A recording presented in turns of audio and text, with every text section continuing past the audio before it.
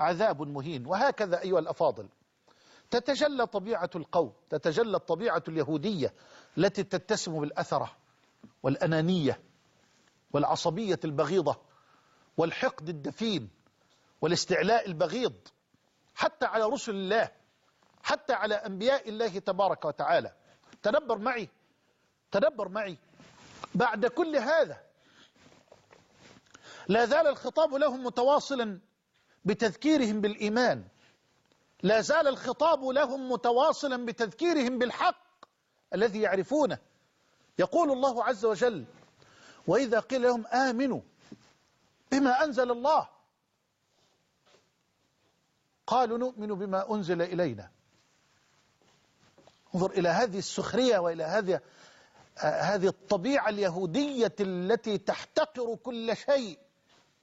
وإذا قيل لهم آمنوا بما أنزل الله، آمنوا بما أنزل الله على محمد صلى الله عليه وسلم، قالوا نؤمن بما أنزل إلينا، ويكفرون بما وراءه وهو الحق مصدقا لما معهم. فيبكتهم الله ويخزيهم ويفضحهم ويبين كذبهم ويبين لؤمهم، فيرد عليهم سبحانه وتعالى بقوله: قل فلم تقتلون أنبياء الله من قبل إن كنتم صادقين. هل تدبرتم هذه التعرية؟ الله أكبر. ولا ينبئك عن القوم مثل خبير. الله جل وعلا يخرج ما في صدور القوم. وأنا قلت وصرخت: يا ليت وددت أن لو أنصت حكماء الأمة كلها وحكامها إلى القرآن الكريم وإلى هذه المعاني، ليعلم القوم يقينا طبيعة اليهود، ليعلم أولئك يقينا طبيعة اليهود، تلك الطبيعة التي لا تتغير ولن تتغير.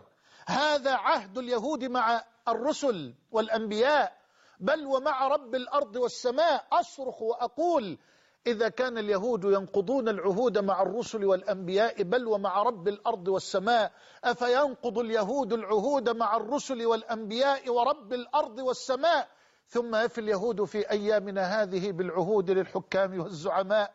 هيهات هيهات. أرجو أن ينتبه العقلاء وأن يفطن الحكماء إلى حكم رب الأرض والسماء الخالق للقوم، والذي يعلم وحده طبائعهم ويعلم جل وعلا صفاتهم. وإذا قيل لهم آمنوا بما أنزل الله قالوا نؤمن بما أنزل علينا، معذرة، قالوا نؤمن بما أنزل علينا. خلاص يكفينا ما أنزل الله تبارك وتعالى علينا، يعني على رسلنا وأنبيائنا من التوراة والإنجيل، يكفينا هذا.